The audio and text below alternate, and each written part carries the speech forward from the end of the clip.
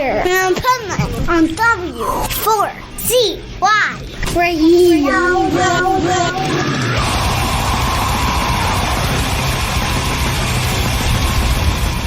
This is the Pipeman here on the Adventures of Pipeman, W4CY Radio, and I'm here with our resident expert that we have on the Positively Pipeman segment every week with some powerful business strategies. And let's welcome to the show President of Next Step CFO, Michael Barbarita. How are you? Fantastic, Dave. Thanks for having me. So last week, I talked about adding more value and as part of a compelling offer.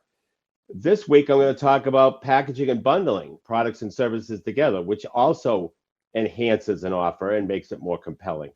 I remember when I was in the ski business, everybody and his brother packaged skis, boots, and poles, or skis, boots, bindings, and poles, or skis, bindings, and poles, all the time. And customers would constantly come in looking for packages. Mm-hmm. Because a package is like a packet, the perception is like a package or a bundle is like a package deal. The word deal like follows package very naturally for most people. And so we developed packages, certainly for skis like every other competitor did. The problem is that those packages were comparable. So if you had a Rossignol ski and a Tyrolia binding and a reflex pole that was packaged together, a competitor had something almost exactly the same, and it was very, very comparable. But what we did is we also packaged clothing. We were the first ones to do it. No one else did it. Even after it was successful, no one else did it. But what we did, Dean, is we took the most popular ski graphics that people would buy in a ski package, the graphics. And we went over to the clothing department and we put together a hat, sweater, parka, and pant combination to match those graphics, those popular ski graphics. And so once a customer bought a pair of skis, it was so easy to take them over to the clothing department and sell them the matching clothing package that went with that ski package. And it worked, it worked phenomenally well.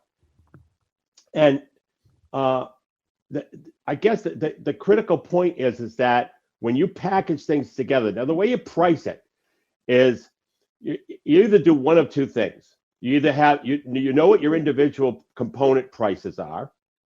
You either increase those and make the package less so you don't lose any margin, or you're more interested in generating gross profit dollars, so you keep the prices the same of the individual components and make sure there's a $10 to $25 savings with the package.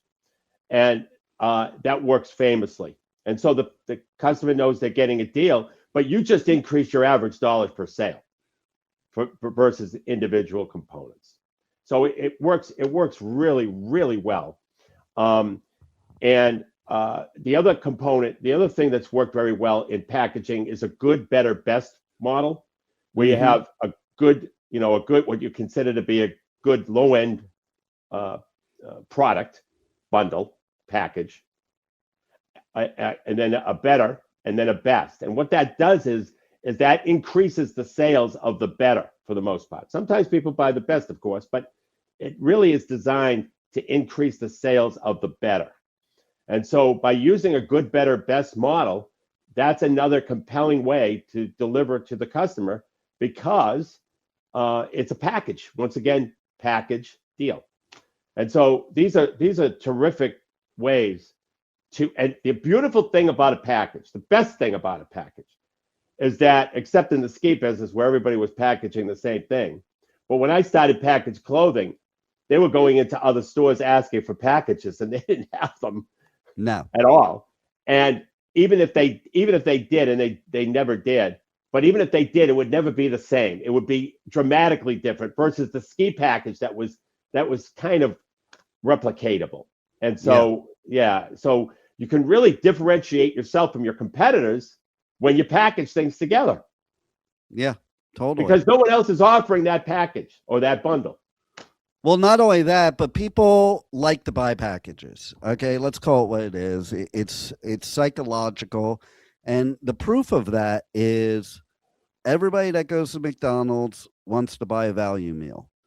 I've done the math. Most people don't do the math too when it comes to packages. Right. Okay, they Right. think they're saving money, but Right. if you calculate the value meal at McDonald's, if you were to buy the items separately, you would Right. pay a penny less. Right. So in I other saw- words, you're actually paying a penny more to get the value meal.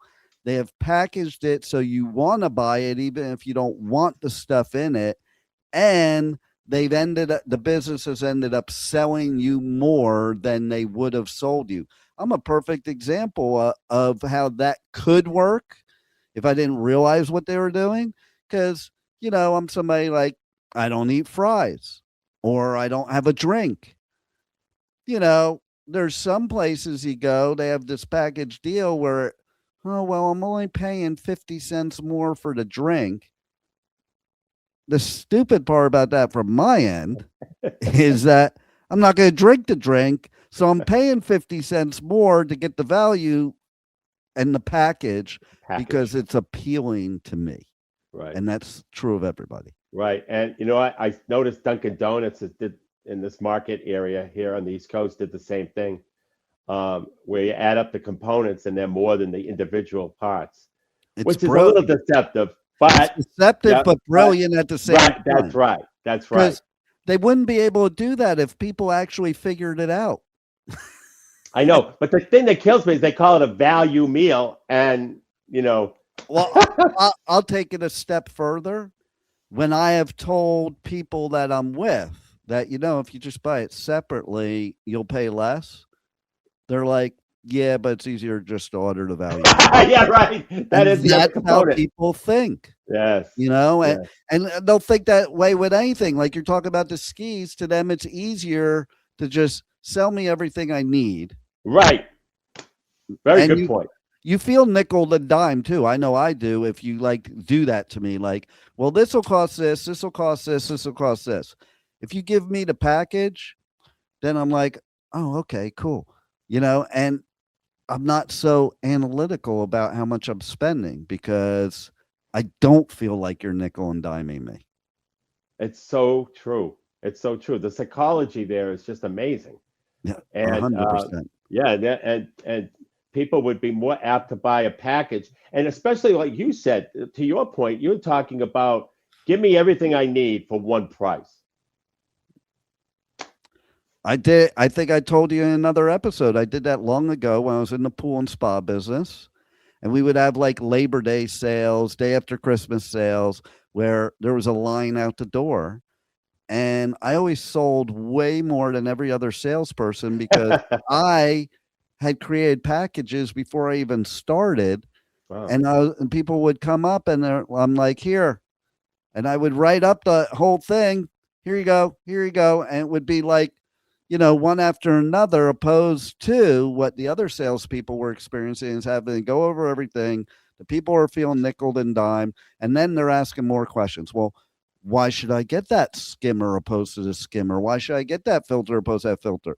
Whereas the way I was doing it is like, it includes everything you need. And they didn't ask me a question.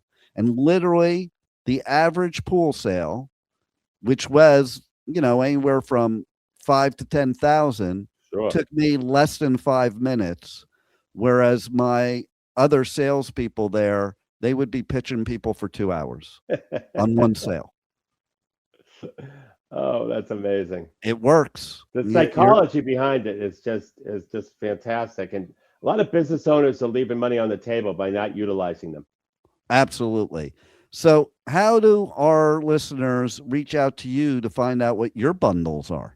Okay. Well, they go to nextstepcfo.net. They could download a free copy of my book called Powerful Business Strategies. And I'm always updating my book.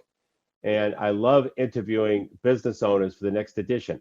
And so they go to nextstepcfo.net/contact, fill out the contact form, and in the message section, write the word book interview.